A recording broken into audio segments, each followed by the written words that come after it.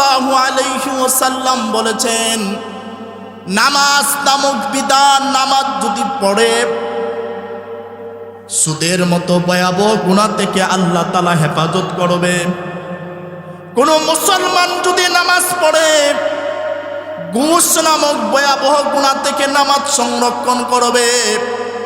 কোন মুসলমান নারী যদি নামাজ পড়ে পর্দা লঙ্ঘন করা বিশাল বড় গুনাহ, ভয়াবহ গুনাহ থেকে আল্লাহ হেফাজত করবে। হ্যাঁ আমার মা জাতি, আমার বোন জাতি, আল্লাহর রাসূল বলেছেন, আদ-দুনিয়া কুল্লুহা মাতাউন, পুরা দুনিয়াটাকেই আল্লাহ তাআলা উপভোগ করার জন্য সৃষ্টি করা হয়েছে। আল্লাহ তাআলা পুরো পৃথিবীটাকে ভোগ করার জন্য, এনজয় করার জন্য সৃষ্টি করেছেন। আল্লাহর রাসূল বলেন, ওয়া খায়রু মাতাইদ দুনিয়া আল মারআতুস সালিহা, পৃথিবীর মধ্যে যত উপভোগীয়, যত ভোগীয় জিনিস সৃষ্টি করা হয়েছে, আমার রাসূল বলেন সবচেয়ে সর্বোচ্চ সর্বোৎকৃষ্ট উপভোগীয় জিনিস হলো নারী জাতি। সুবহানাল্লাহ, নারী জাতি হলো শ্রেষ্ঠ জাতি। আল্লাহর রাসূল বলেছেন, ক্বালা সাইয়্যিদুল আনামি সাল্লাল্লাহু আলাইহি ওয়াসাল্লাম, ইন্নাল জান্নাতা তাহতা আকদামিল উম্মাহাত, আও কামা ক্বালা আলাইহিস সালাতু ওয়াসসালাম। আল্লাহর রাসূল সাল্লাল্লাহু আলাইহি ওয়াসাল্লাম বলেছেন, নিশ্চয় মায়ের পায়ের নিচে হলো সন্তানের জন্য জান্নাত। সুবহানাল্লাহ, মায়ের পায়ের নিচে সন্তানের জান্নাত। হ্যাঁ আমার মা বোনেরা, আপনাদের পায়ের নিচে হলো সন্তানের জন্য জান্নাত, আর আমাদের পুরুষের পায়ের নিচে হলো জুতা। আল্লাহ সম্মান কারে দিয়েছে? মা জাতিকে দিয়েছে। মা জাতি সম্মানী জাতি, মা জাতি হলো সর্বোচ্চ জাতি, মা জাতি হলো উৎকৃষ্ট জাতি। ঠিক কিনা বলেন? আবার আল্লাহ অন্য হাদিসে বলেন, ক্বালা আবুল কাসিম রাসূলুল্লাহ সাল্লাল্লাহু আলাইহি ওয়াসাল্লাম, মা তারাকতু বাদি ফিতনাতান আদাররা আলার রিজালি মিনান নিসা, আও কামা ক্বালা আলাইহিস সালাতু ওয়াসসালাম। আল্লাহর রাসূল সাল্লাল্লাহু আলাইহি ওয়াসাল্লাম বলেছেন, হে উম্মত, আমার পরে আমি কোনো বিপর্যয় রেখে যায় নাই, আমার পরে আমি কোনো ফিতনা ছাড়িয়া যায় নাই। আমার পরে যত প্রকারের বিপর্যয় ছিল সব বিপর্যয়কে আমি বিপ্লব ঘটিয়েছি।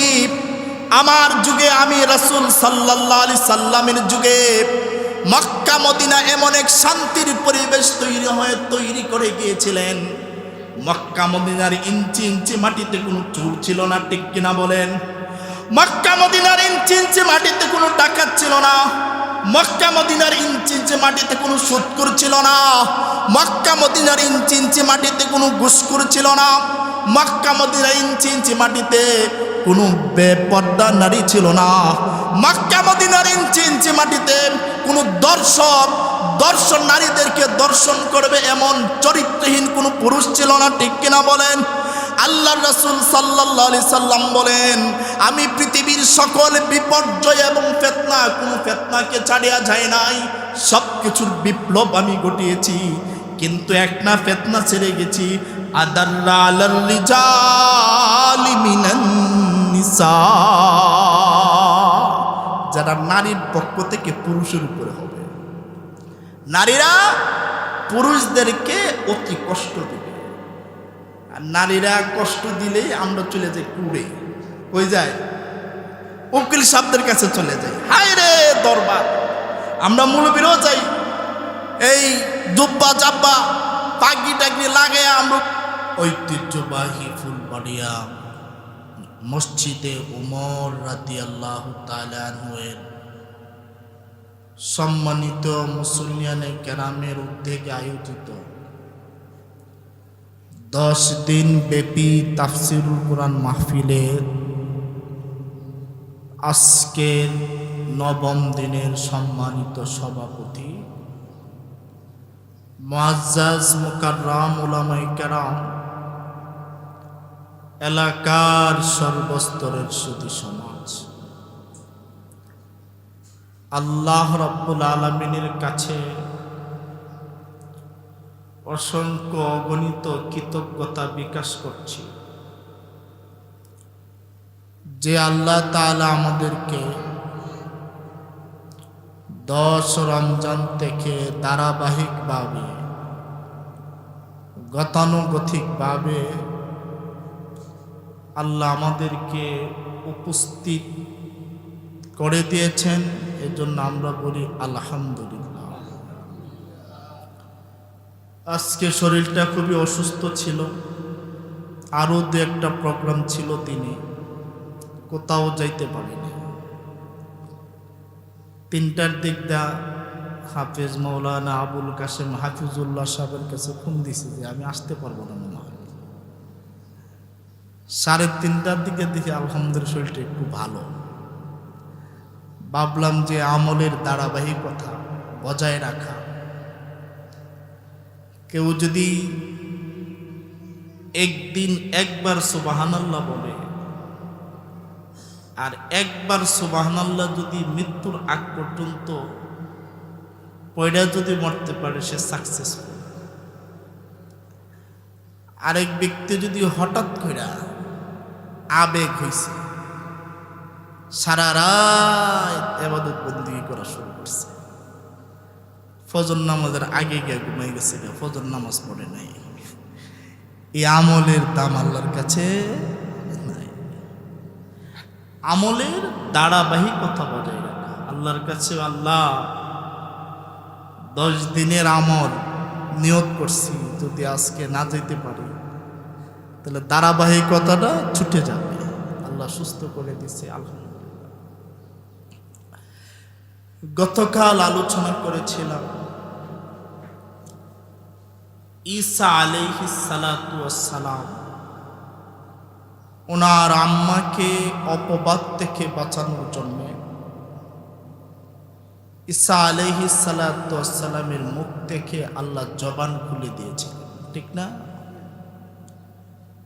উনি প্রথমে বলেছিলেন ইন্নী আবদুল্লাহ।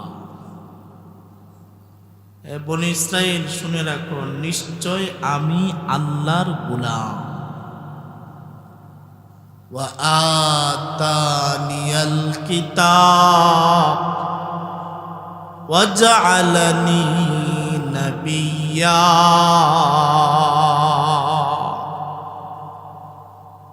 আল্লাহ আমাকে আগামী দিনের পয়গম্বর বানাবেন, আল্লাহ আমাকে আসমানি কিতাব দিবেন, আল্লাহ আমাকে নবী হিসাবে প্রেরণ করেছেন। তবে আল্লাহ আমাকে কয়েকটা কাজ দিয়েছে।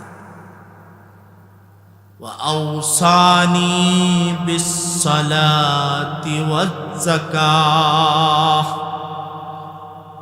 ওয়া বাররান বিওয়ালিদাতি। আল্লাহ আমাকে ওসিয়ত করেছে। ওসিয়ত শব্দটা যদি জীবিত মানুষের ক্ষেত্রে ওসিয়ত এই শব্দটা প্রয়োগ করা হয়, এর অর্থ হল কঠোরতা বোঝানো, মজবুতি বোঝানো। এর অর্থ হলো আল্লাহ আমাকে কঠোরভাবে নির্দেশ করেছেন নামাজের জন্য, জাকাতের জন্য। আর আমার মা জননী, আমার আম্মা মারিয়াম আলাইহাস সালাতু ওয়াস সালামের সাথে সৎ ব্যবহার করার জন্য। গতকাল বলেছিলাম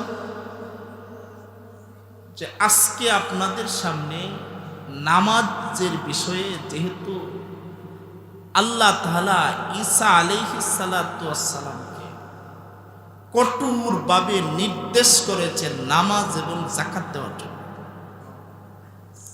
খেয়াল করেছি আজকে আপনাদের সামনে নামাজ, সময় পাইলে যাকাতের বিষয়ে একটু আলোচনা। এই জন্যে আমি সূরাতুল আনকাবুত থেকে ৪৫ নং আয়াত তেলাওয়াত করেছি। এই আয়াতে আল্লাহ তাআলা বলেন, উতলু মা উহিয়া ইলাইকা মিনাল কিতাব।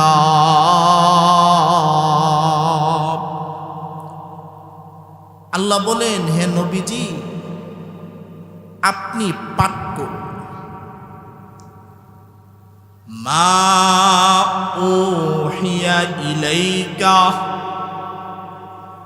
আপনার কাছে যেই প্রত্যাদেশ প্রেরণ করা হয়েছে। কিসের? মিনাল কিতাব, আই মিনাল কুরআন, কুরআনের। এর অর্থ হলো, সরল ভাষায় অর্থ হলো, হে নবী, আপনি কুরআন পাঠ করুন। সুবহানাল্লাহ বলেন। সাথে সাথে আল্লাহ তাআলা এরপরে বলেন, ওয়া আকিমিস সালাহ,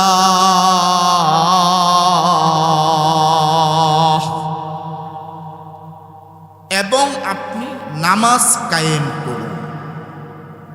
আল্লাহ এখানে দুইটা বিধান দিয়েছেন, একটা কুরআন পাঠ করুন, আরেকটা হলো নামাজ কায়েম করুন। প্রশ্ন জায়গা উচিত যে হুজুর, নামাজ কায়েমের সাথে কোরআন পাঠ করার সম্পর্ক কি? নামাজ কায়েমের সাথে কোরআন পাঠ করার যোগসূত্র কি? মুফাসসিরে কেরাম লিখেছেন, কেউ যদি নামাজ পড়তে হয়, নামাজ পড়তে হলে কোরআন পাঠ করা লাগবে, ঠিক কিনা? কোরআনুল কারীম পাঠ করা ছাড়া কেউ নামাজ পড়তে পারবে না। এই জন্যে প্রত্যেকটা মানুষের জন্য কোরআন পাঠ করা, কোরআন পাঠ শিক্ষা করা, কোরআনের কিছু সূরাকে মুখস্থ করা, এটা অতি প্রয়োজনীয়। এই জন্য আল্লাহ তাআলা কোরআন পাঠ করার সাথে সাথে নামাজ কায়েম করার আলোচনা এই জন্য করেছেন, নামাজ কায়েম করতে হলে কোরআন পাঠ করা লাগবে। এই জন্যে আল্লাহ তাআলা আকিমিস সালাহ বলেছেন।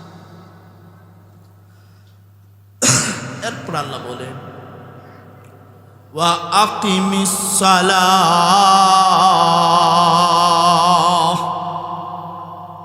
আল্লাহ বলেন, হে নবীজি, আপনি নামাজ কায়েম করুন। নামাজ এই শব্দটা হলো বাংলা, তার আরবি প্রতিশব্দ হলো সালাত। আমরা নামাজের আলোচনা করতে গেলে নামাজের আলোচনার 5টা ধারা আছে। একটা ধারা হলো হাকিকাতুস সালাহ, নামাজের হাকিকত। নামাজের হাকিকত মানে, যেমন আমরা নামাজের মধ্যে জোহর এবং আসর নামাজ কেরাত আস্তে আস্তে পড়ি, ফজর, মাগরিব, এশা আমরা জুড়ে জুড়ে পড়ি। তাহলে জোহর এবং আসর নামাজ আস্তে আস্তে পড়া হয় কেন? ফজর এবং মাগরিব এবং এশার নামাজ জুড়ে জুড়ে কোরআন তেলাওয়াত পড়া হয় কেন? অথবা আমরা প্রতি রাকাতে নামাজে সেজদা দিই কয়টা? 2টা। রুকু দিই কয়টা? নামাজে 2টা সেজদা দেওয়া হয় কেন? রুকু 1টা দেওয়া হয় কেন? রুকু এখানে 2টা দিলে কি হইতো? এটা হলো নামাজের হাকিকত। আমরা নামাজের দ্বারাই সময় আল্লাহু আকবার সূরা ফাতিহা পাঠ করি, বসার সময় পড়ি আত্তাহিয়াতু লিল্লাহি ওয়াস সালাওয়াত। তাহলে নামাজে দাঁড়ানোর সময় কোরআন পাঠ করি, বসার সময় আত্তাহিয়াতু পড়ি কেন? এগুলো হলো নামাজের মৌলিক বিষয়। কেন? এই আলোচনা করতে গেলে এমন একটা অধিবেশনের প্রয়োজন। তো নামাজের মধ্যে দেখা গেল ফরজ নামাজের মধ্যে আমরা 2 রাকাতের মধ্যে সূরা ফাতিহার সাথে আরো সূরা মিলাই, ঠিক কি না? কিন্তু শেষের 2 রাকাতে শুধু আমরা ফরজ নামাজের মধ্যে সূরা ফাতিহা পড়ি। পক্ষান্তরে নামাজ যদি সুন্নত হয়, সুন্নত 4 রাকাত নামাজের মধ্যে আমরা সূরা ফাতিহাও পড়ি আর 4 রাকাতের মধ্যে এর সাথে সূরা মিলাই। এখানে দেখেন প্রত্যেক নামাজের রাকাতে কিন্তু সূরা ফাতিহা পড়তে হয়। কেন সূরা ফাতিহা পড়া হয় কেন? আল্লাহ রাসূল সাল্লাল্লাহু আলাইহি ওয়াসাল্লাম বলেছেন, ক্বালা সাহিবুল কুরআনি সাল্লাল্লাহু আলাইহি ওয়াসাল্লাম, লা সালাতা ইল্লা বিফাতিহাতিল কিতাব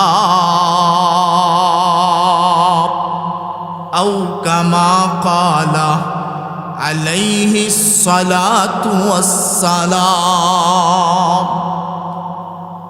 আল্লাহর রাসূল সাল্লাল্লাহু আলাইহি সাল্লাম বলেছেন, কোরআনের মধ্যে আল্লাহ বলছেন, ফাকরাউ মা তায়াসসার, তোমরা কোরআনে যেই জায়গাটা তোমাদের সহজ হয় তোমরা পড়ো। কোরআনের মধ্যে কোথাও বলে নাই সূরা ফাতিহা পড়ো। কোরআনুল কারীমের মধ্যে আল্লাহ বলেন তোমাদের যেই জায়গাটা সহজ হয় এই জায়গাটা পড়ো। এজন্য কোরআনের ব্যাখ্যা হলো হাদিস। কোরআনের ব্যাখ্যা কি? হাদিস। কেউ যদি কোরআন মানে হাদিস মানে না, সে কাফের। কোরআনও মানতে হবে, হাদিসও মানতে হবে, ইজমাও মানতে হবে, কিয়াসও মানতে হবে। আল্লাহ রাসূল সাল্লাল্লাহু আলাইহি সাল্লাম ব্যাখ্যা করে যে উম্মত, তোমরা প্রত্যেক নামাজের মধ্যে প্রত্যেক নামাজের রাকাতে সূরা ফাতিহা পড়তে হবে। সূরা ফাতিহা ছাড়া কোনো নামাজ হবে না।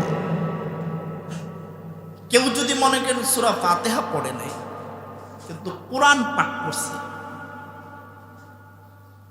নামাজ হয়ে যাবে, পরে রুকু সিজদা, পরে সাহু সিজদা দিতে হবে। কি দিতে হবে? প্রত্যেক নামাজের রাকাতে সূরা ফাতিহা পড়া ওয়াজিব। কেউ যদি না পড়ে তার নামাজ কি হবে না? হবে না।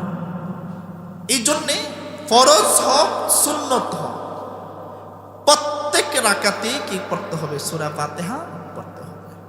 মুহতারাম হাজিরিন, একটা নাম্বার দ্বারা হলো হাকিকাতুস সালাহ,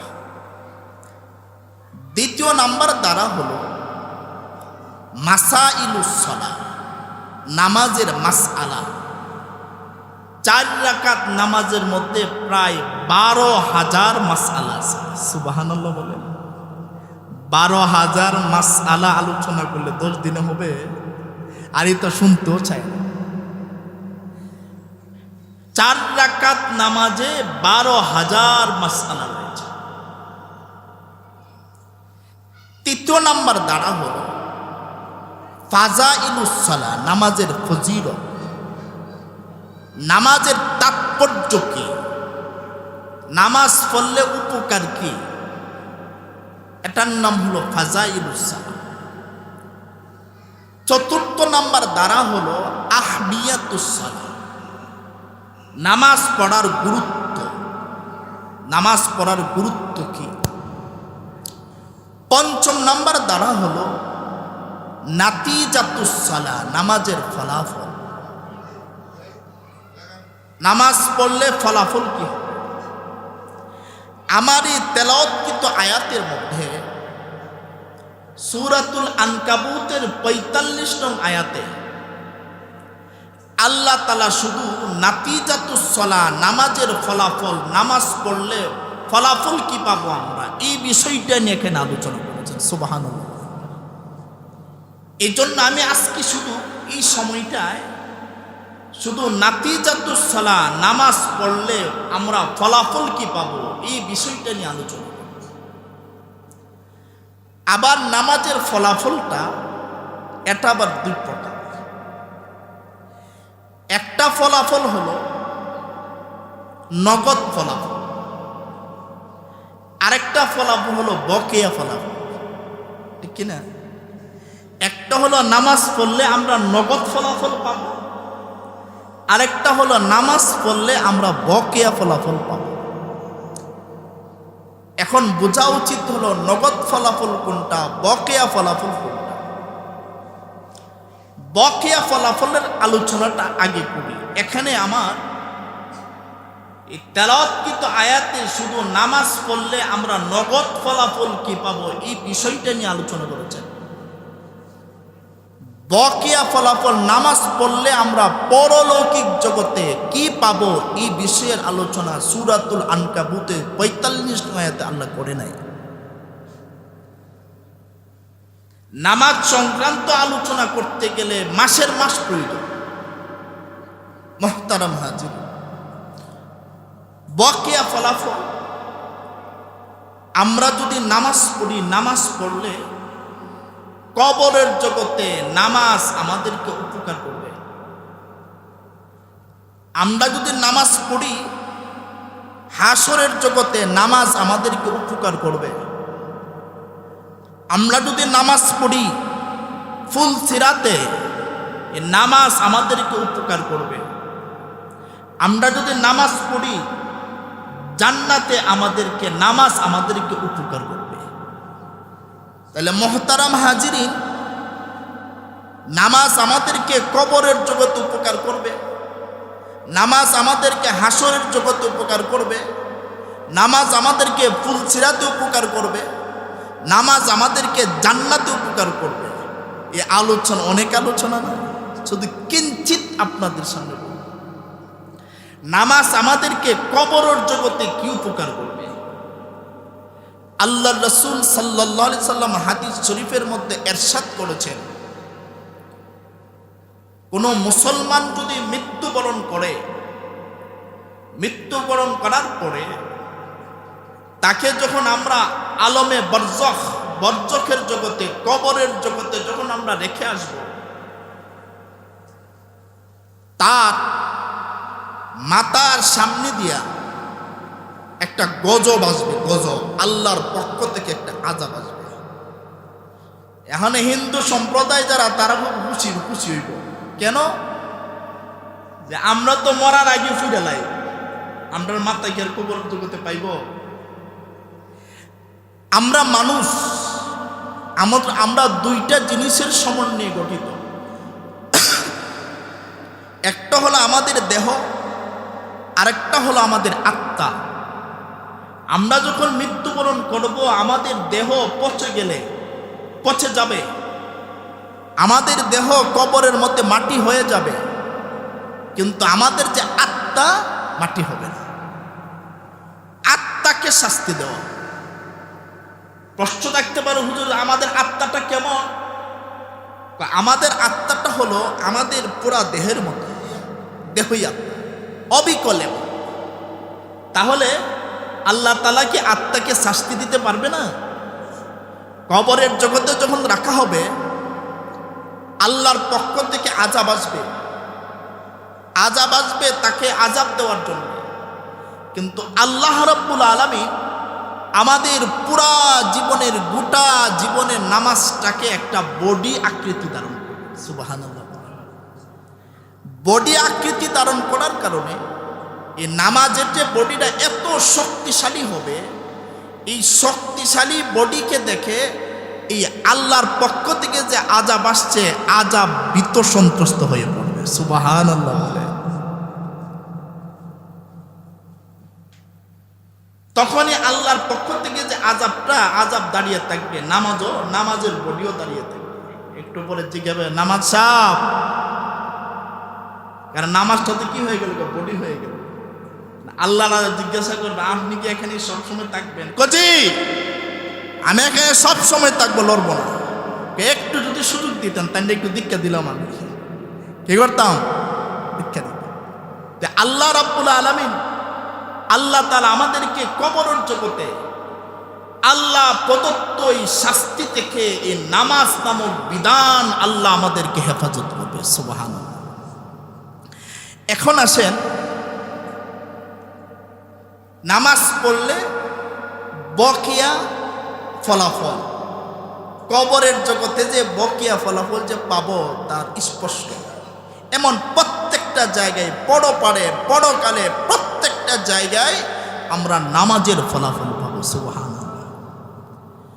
এখন প্রশ্ন হলো, নামাজ পড়লে দুনিয়ার জগতে আমাদের ফলাফল কি?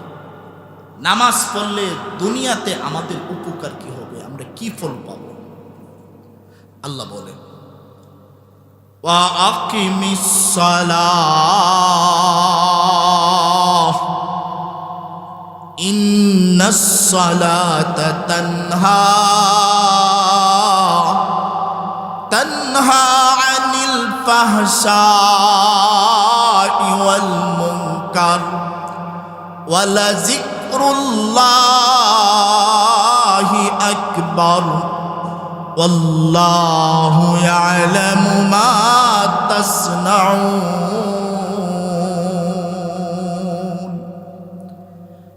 আল্লাহ রাব্বুল আলামিন বলেন, নবীজি, হে নবী, আপনি নামাজ কায়েম করুন।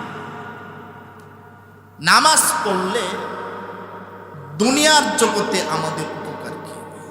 আল্লাহ বলেন, ইন্নাস সালাতা তানহা আনিল ফাহশাই ওয়াল মুনকার। নিশ্চয় নামাজ ফাহশা এবং মুনকার সকল প্রকারের গুনাহ থেকে নামাজ আমাদেরকে বিরত রাখবে। সুবহানাল্লাহ।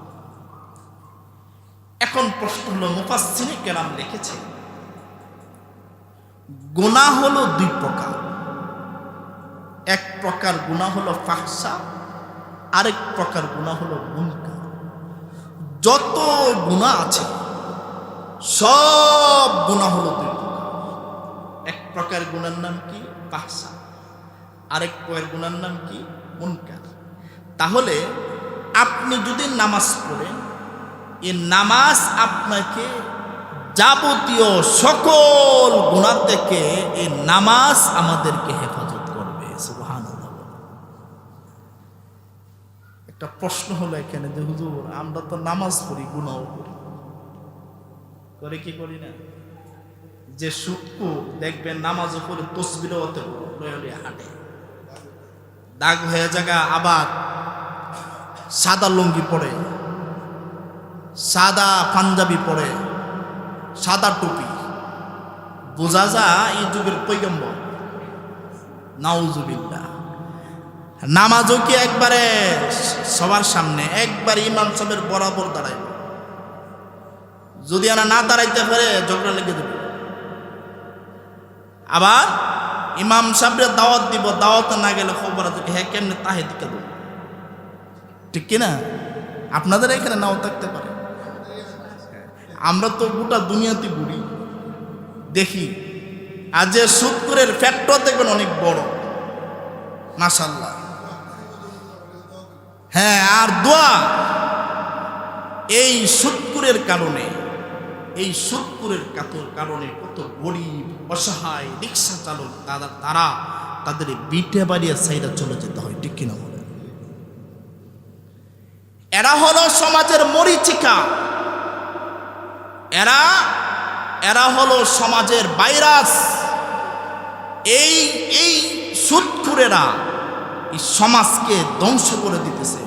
এই সুদখোরেরা গরিবদেরকে, এরা তো আর অ্যাডভোকেট নুরুল সবের কাছে আসতো না, সুদ দিতে আসবো এখানে।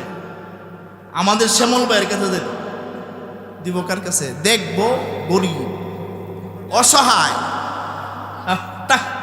টাকারও দরকার নাই, আবার প্রভাবশালী যারা এদের কাছে আসবে, দেখবো নিরীহ মনে করেন ফুলবাড়িয়াতে রিক্সা চালা, এমন নিরীহ লোকটা দেখে টাকাটা দেবে, আবার কবে এই বইল টেল আমার মধ্যে একটা মান সম্মান আছে, কি আছে, মান সম্মান আছে। টাকার যখন না দিতে পারে, হঠাৎ করে দেখবেন তাকে বাইরে শুরু করে, তো তুই জায়গায় বিক্রি আমার কাছে দিয়ে চলে যা, করে কি করে না? আমরা তো গ্রাম অঞ্চলে থাকি, গ্রামে এমন অসংখ্য সুদখোরেরা যাদের কারণে গরিব, অসহায়, নির্যাতিত, নিপীড়িত, তারা তাদের বিটা বাড়ি ছেড়ে সুনামগঞ্জ চলে গেছে। নাউজুবিল্লাহ। সুদখোরের আলোচনা করলাম, আবার এরা এমন একটা সমস্যা, সুদখোরের বিরুদ্ধে আলোচনা করলে সমস্যা। এই হুজুরটা দাম দিত না, হুজুরে সুদের বিষয়ে কথা। আরেকটা আছে ঘুষখোর। কি খুব? ঘুষখোর। আরে বাপরে বাপ, তাই নইলে আইনার কারিগর। কি কারিগর? আইনার কারিগর। মনে করেন দুই পক্ষ বাদী বিবাদী গেছে, যাওয়ার পরে বাদীর দিকেও খা, বিবাদীর দিকেও খা, আর আগুনডালি জ্বালা বাড়া। এটা যত আগুনটা যত বাড়ানো যাবে ততই তো কি ওর পকেট গরম হবে। এই পক্ষেও কো, এই পক্ষেও কো, দুই পক্ষতে বিশ্বাস করে যাক, তুমি আসরের পরে আসবে, আর তুমি ফজরের পরে, আমি নামাজটা পড়ার পরে এরপর তুমি আসবে।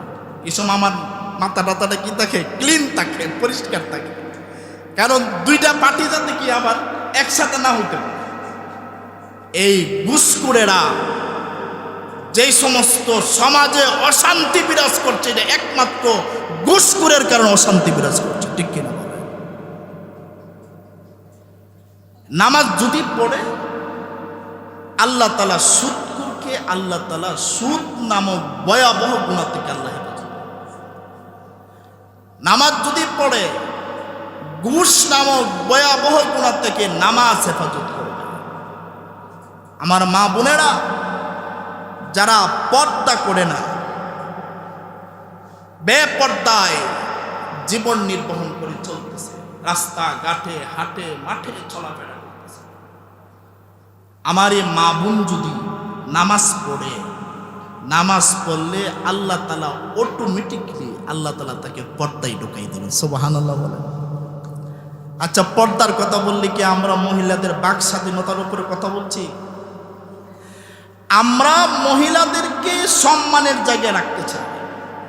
যখন রাস্তা দিয়ে যখন হাঁটি, যখন একটা নারীর ছবি, যখন অ্যাড্রেস, একটা বড় একটা জায়গায় একটা নারীর একটা ছবি দেওয়া লাগছে, দিয়া এখানে হুইল পাউডারের কি দেওয়া রাখছে, যে কি অ্যাড্রেস দেওয়া রাখছে, নারীর ছবি দেওয়া ফ্রেন্ড লাভলির অ্যাড্রেস দেওয়া রাখছে, নারীর ছবি দেওয়া গ্যাসের অ্যাড্রেস দেওয়া রাখছে, নারীর ছবি দিয়ে সিমেন্টের ছবি দেওয়া রাখছে। আমরা তো এই নারীকে পণ্য বানাতে চাই না। আমরা চাই নারী আমার মা, নারী আমার বোন, নারীরা তাদের ইজ্জত সম্মান নিয়ে তারা তাদের গড়ে থাকবে, ঠিক কিনা বলে? এই জন্য ইসলাম ধর্ম নারীকে পৃথিবীর শ্রেষ্ঠ সম্পদ বানিয়েছে। আল্লাহ রাসূল বলেন, قال صاحب القرآن صلى الله عليه وسلم الدنيا كلها متاع وخير متاع الدنيا المرأة الصالحة أو كما قال عليه الصلاة والسلام। আল্লাহর রাসূল সাল্লাল্লাহু আলাইহি ওয়াসাল্লাম বলেছেন, নামাজ নামক বিধান, নামাজ যদি পড়ে, সুদের মতো ভয়াবহ গুনাহ থেকে আল্লাহ তাআলা হেফাজত করবে। কোন মুসলমান যদি নামাজ পড়ে, ঘুষ নামক ভয়াবহ গুনাহ থেকে নামাজ সংরক্ষণ করবে। কোন মুসলমান নারী যদি নামাজ পড়ে, পর্দা লঙ্ঘন করা বিশাল বড় গুনাহ, ভয়াবহ গুনাহ থেকে আল্লাহ হেফাজত করবে। হ্যাঁ আমার মা জাতি, আমার বোন জাতি, আল্লাহর রাসূল বলেছেন, আদ-দুনিয়া কুল্লুহা মাতাউন, পুরা দুনিয়াটাকেই আল্লাহ তাআলা উপভোগ করার জন্য সৃষ্টি করা হয়েছে। আল্লাহ তাআলা পুরা পৃথিবীটাকে ভোগ করার জন্য, এনজয় করার জন্য সৃষ্টি করেছেন। আল্লাহর রাসূল বলেন, ওয়া খায়রু মাতাঈদ দুনিয়া আল মারআতু সালিহা। পৃথিবীর মধ্যে যত উপভোগীয়, যত ভোগীয় জিনিস সৃষ্টি করা হয়েছে, আমার রাসূল বলেন সবচেয়ে সর্বোচ্চ, সর্বোৎকৃষ্ট উপভোগীয় জিনিস হলো নারী জাতি। সুবহানাল্লাহ। নারী জাতি হলো শ্রেষ্ঠ জাতি। আল্লাহর রাসূল বলেছেন, قال سيد الأنام صلى الله عليه وسلم إن الجنة تحت أقدام الأمهات أو كما قال عليه الصلاة والسلام। আল্লাহর রাসূল সাল্লাল্লাহু আলাইহি ওয়াসাল্লাম বলেছেন, নিশ্চয় মায়ের পায়ের নিচে হলো সন্তানের জন্য জান্নাত। সুবহানাল্লাহ। মায়ের পায়ের নিচে সন্তানের জান্নাত। হে আমার মা বোনেরা, আপনাদের পায়ের নিচে হলো সন্তানের জন্য জান্নাত, আর আমাদের পুরুষের পায়ের নিচে হলো জুতা। আল্লাহ সম্মান কারে দিয়েছে? মা জাতিকে দিয়েছে। মা জাতি সম্মানী জাতি। মা জাতি হলো সর্বোচ্চ জাতি। মা জাতি হলো উৎকৃষ্ট জাতি। ঠিক কিনা বলেন? আবার আল্লাহ অন্য হাদিসে বলেন, قال أبو القاسم رسول الله صلى الله عليه وسلم ما تركت بعدي فتنة أضر على الرجال من النساء أو كما قال عليه الصلاة والسلام। আল্লাহর রাসূল সাল্লাল্লাহু আলাইহি ওয়াসাল্লাম বলেছেন, হে উম্মত, আমার পরে আমি কোনো বিপর্যয় রেখে যায় নাই। আমার পরে আমি কোনো ফিতনা ছাড়িয়া যায় নাই।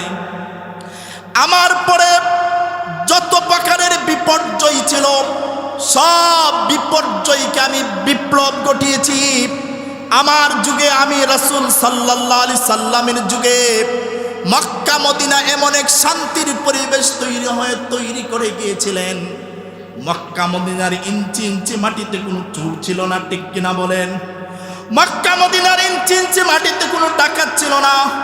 মক্কা মদিনার ইঞ্চি ইঞ্চি মাটিতে কোনো সুদখোর ছিল না। মক্কা মদিনার ইঞ্চি ইঞ্চি মাটিতে কোনো ঘুষখোর ছিল না। মক্কা মদিনার ইঞ্চি ইঞ্চি মাটিতে কোনো বেপর্দা নারী ছিল না। মক্কা মদিনার ইঞ্চি ইঞ্চি মাটিতে কোনো দর্শন নারীদেরকে দর্শন করবে এমন চরিত্রহীন কোনো পুরুষ ছিল না। ঠিক কিনা বলেন? আল্লাহর রাসূল সাল্লাল্লাহু আলাইহি সাল্লাম বলেন, আমি পৃথিবীর সকল বিপর্যয় এবং কোনো ফিতনাকে ছাড়িয়া যায় নাই। সব কিছুর বিপ্লব আমি ঘটিয়েছি, কিন্তু একটা ফিতনা ছেড়ে গেছি। আদাররা আলার রিজালি মিনান নিসা, যারা নারীর পক্ষ থেকে পুরুষের উপরে হবে। নারীরা পুরুষদেরকে অতি কষ্ট দিবে, আর নারীরা কষ্ট দিলেই আমরা চলে যাই কুড়ে। কই যায়? উকিল সাহেবদের কাছে চলে যাই। হায় রে দরবার! আমরা মৌলবীরাও যাই, এই জুব্বা জাব্বা পাগড়ি টাগড়ি লাগাই আমরা উকিল সাহেবদের পিছনে গিয়ে ঘুরি। ঠিক কিনা বলেন? সুস্পষ্ট ভাষায় বলতে চাই, মুহাম্মাদুর রাসূলুল্লাহ সাল্লাল্লাহু আলাইহি ওয়াসাল্লামের যুগেও আজওয়াজে মুতাহহারাত রাসূল সাল্লাল্লাহু আলাইহি সাল্লামের বিবিদের সাথে একটা কম্পিটিশন হয়েছিল। বিবিরা আল্লাহ রাসূল সাল্লাল্লাহু আলাইহি সাল্লামের কাছে আবেদন করেছিলেন যে আজকে থেকে আমাদের বাৎসরিক খরচ বৃদ্ধি করতে হবে, খাবার কি করতে হইব? বাড়াইতে হবে, আটা চাউল ডাউল আমাদের বাজার বেশি করে দিতে হবে। আল্লাহ রাসূল সাল্লাল্লাহু আলাইহি সাল্লাম চুপচাপ মসজিদে নববীতে চলে গেলেন। রাগ করে মসজিদে নববীতে গিয়ে আল্লাহ রাসূল সাল্লাল্লাহু আলাইহি সাল্লাম 1 মাস ইতিকাফ করেছিলেন। এদিকে চতুর্দিকে মক্কা মদিনার চতুর্দিকে ছড়িয়ে ছিটিয়ে পড়লো মুনাফিক আর কাফেররা, বিক্ষিপ্ত করে ফেললো। মুহাম্মদ তো ওনার বিবিদেরকে তালাক দিয়ে দিয়েছে। নাউজুবিল্লাহ বলেন। মুহাম্মদ তো বিবিদেরকে কি দিয়ে দিয়েছে? তালাক দিয়ে দিয়েছে। হ্যাঁ, সূরাতুল আহজাবে আল্লাহ তাআলা অসংখ্য আয়াত নাজিল করে দিয়েছেন। আল্লাহ রাসূল সাল্লাল্লাহু আলাইহি সাল্লাম বিবিদেরকে সতর্ক করে বলছেন, তোমরা দুনিয়া চাও না আখিরাত চাও? তোমরা দুনিয়া চাও না মুহাম্মাদুর রাসূলুল্লাহর আল্লাহকে চাও? বিবিরা কান্নায় জর্জরিত হয়ে পড়েছেন, আল্লাহ আমাদেরকে মাফ করে দেন, আমরা আল্লাহ এবং আল্লাহর রাসূলকে চাই। তাহলে বোঝা গেল দাম্পত্য জীবন যদি কলহ সৃষ্টি হয়, কুড়ে যাব না মসজিদে যাব? মসজিদে গিয়ে আল্লাহ তাআলার কাছে কি করতে হবে? দোয়া করতে হবে। আল্লাহ তাআলা এই কলহ কি করে দূরীভূত। মুহতারাম, বলতে চেয়েছিলাম আমার আলোচ্য বিষয়টা হলো যে নামাজ পড়লে সকল প্রকারের গুনাহ থেকে হেফাজত করে। প্রশ্নটা হলো যে হুজুর আমরা তো নামাজও পড়ি, গুনাহ। আল্লাহ রাসূল সাল্লাল্লাহু আলাইহি সাল্লামের কাছে তাফসীরে মাযহারিতের মধ্যে তাফসীরে মাযহারিতে উল্লেখ করা হয়েছে, আল্লাহ রাসূল সাল্লাল্লাহু আলাইহি সাল্লামের কাছে এক সাহাবা গিয়ে বললেন, ইয়া রাসূলুল্লাহ, হে আল্লাহর রাসূল, অমুক সাহাবা সে নামাজও পড়ে চুরিও করে, নামাজও পড়ে চুরিও করে। আল্লাহর রাসূল সাল্লাল্লাহু আলাইহি সাল্লাম বললেন, ও আমার সাহাবায়ে কেরাম শুনে রাখো, আমার যে সাহাবা নামাজে পড়ে চুরি করে দেখবা অচিরেই সে চুরি ছেড়ে দিয়ে সে আল্লাহওয়ালায় রূপান্তরিত হয়ে যাবে। কিছুদিন পরে আবার সাহাবা এসে বলল, হে আল্লাহর রাসূল, গত কয়েকদিন আগে যে অভিযোগ করেছিলাম আপনার অমুক সাহাবা নামাজও পড়ে চুরিও করে, কিন্তু আজকে দেখা যায় সে চুরি বিদ্যাকে ছেড়ে দিয়ে সে আল্লাহওয়ালায় রূপান্তরিত হয়ে গেছে। এর জন্য আমি বলবো, আপনার ছেলে নেশাগ্রস্ত হয়ে গেছে, গোটা পৃথিবীর ডাক্তারের কাছে দিয়ে নেশাগ্রস্ত যুবককে পরিবর্তন করা যাবে না, ঠিক কিনা বলেন? জুয়া খেলোয়াড় সন্তানকে ডাক্তারের মাধ্যমে তাকে পরিবর্তন করা সম্ভব নয়। আপনার ছেলে রাত দিন 24 ঘন্টা শুধু মোবাইল নিয়ে ব্যস্ত থাকে। মোবাইল নামক গুনাহ থেকে যদি বাঁচাতে চান, আপনি আপনার ছেলেটাকে হাতে ধরে বাবারে আসো, মসজিদে আসো, মসজিদের মধ্যে তাকে 40 দিন এক চিল্লা নামাজ পড়ান তাকবীর ওলার সাথে। আল্লাহ রাব্বুল আলামিন আল্লাহি ওয়া রাব্বিল কাবা, কাবার প্রতিপালক রব্বে কাবার কসম খেয়ে বলতেছি, আল্লাহ রাব্বুল আলামিন আপনার নেশাগ্রস্ত যুবক ছেলেটাকে আল্লাহওয়ালায় রূপান্তরিত করবে। আপনি জুয়া খেলোয়াড় ছেলেটাকে, যে জুয়া খেলতো যদি নামাজে যদি হয়ে যায়, আল্লাহ রাব্বুল আলামিন জুয়া খেলোয়াড় ছেলেটাকে আল্লাহওয়ালায় রূপান্তরিত করবে। আপনার যে ছেলেটা বাটপারি করে মিথ্যা কথা বলে যদি নামাজ পড়ে, আল্লাহ তাআলা তার জীবনকে সুন্দর বানায় দেবে। এখন আমাদের কথা হলো যে আমাদের নামাজের দ্বারা আমাদের আমলের পরিবর্তন হয় না কেন? তাহলে বুঝতে হবে আমাদের নামাজের মধ্যে সমস্যা আছে। নামাজের মধ্যে নামাজ পড়ার ক্ষেত্রে কয়েকটা শর্ত আছে। একটা হলো, যারা নামাজ পড়বে নামাজের দুইটা সাইড আছে। একটা হলো নামাজের জাহিরি সাইড, আরেকটা হলো নামাজের বাতিনি। একটা হলো বাহ্যিক, একটা হলো অভ্যন্তরীণ। বাহ্যিক সাইড যেমন আমরা যে নামাজ পড়ব, নামাজের রুকু, নামাজের সেজদা, নামাজের কুরু, যেমন 4 রাকাত নামাজের মধ্যে 51টা সুন্নত রয়েছে। 51টা সুন্নত হয়ে যায় যদি আমাদের যদি নামাজ হয়, এই নামাজটা হবে পয়গাম্বরানা নামাজ, ঠিক কিনা হবে? আরেকটা নামাজ আছে, আরেকটা সাইড হলো নামাজের বাতিনি, এটা দেখা যায় না। এটা হলো নামাজকে খুশু হুজুর সাথে পড়তে হবে। নামাজটা কার জন্য পড়তে হবে? আল্লাহর জন্য পড়তে হবে। নামাজে দাঁড়িয়েছেন আর কোন চিন্তা করতে হবে।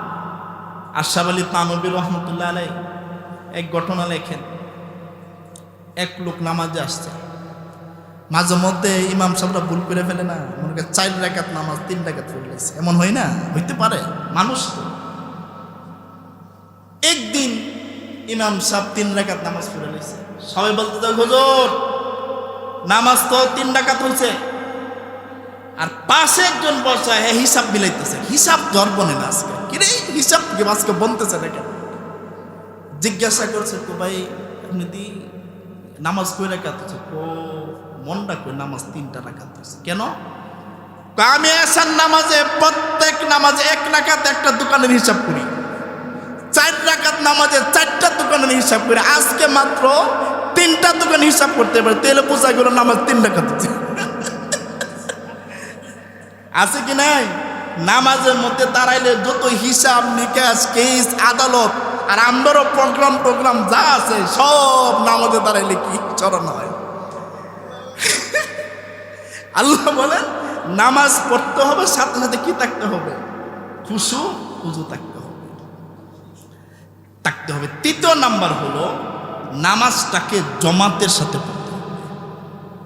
1 নাম্বার নামাজের জাহিরি, নামাজের যত ওয়াজিব, ফরজ, সুন্নত, মুস্তাহাব এগুলোকে যথাযথভাবে আদায় করতে হবে। আরেকটা হলো নামাজের অভ্যন্তরীণ হুজুর সাথে নামাজ পড়তে হবে। 3য় নাম্বার হলো নামাজটা কিসের সাথে পড়তে হবে? জমাতের সাথে পড়তে হবে।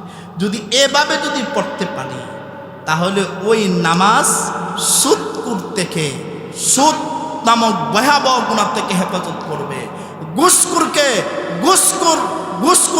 ঘুষের ভয়াবহ গুনাহ থেকে হেফাজত করবে।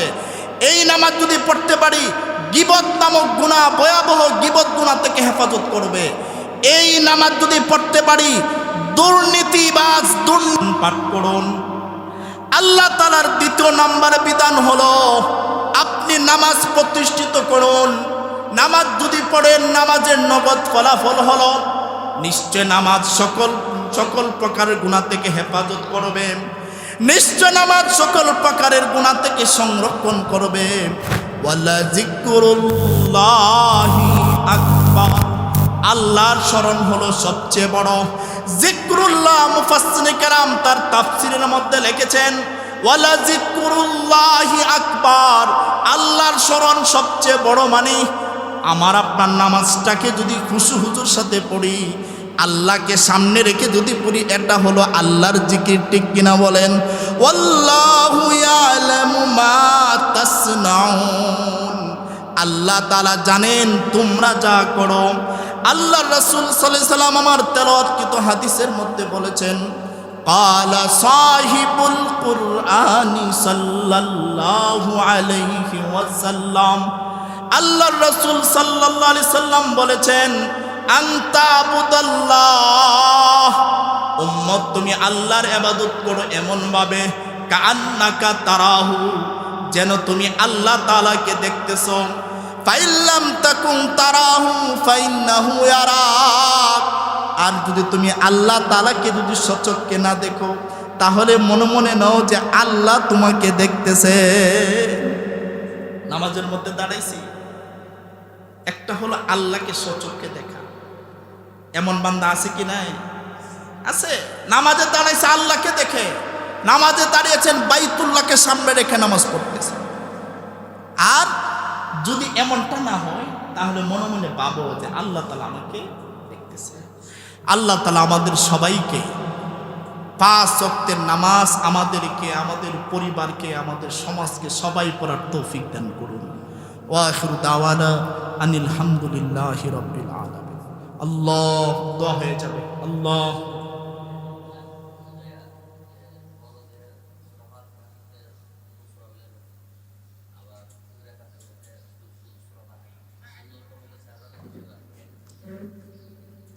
এর পার্থক্যটা হলো যে সুন্নত এবং নফল নামাজটা হলো নিজে পড়তেছে, তো এটার মধ্যে একটু দেরি হলেও কোনো কিনা অসুবিধা নাই।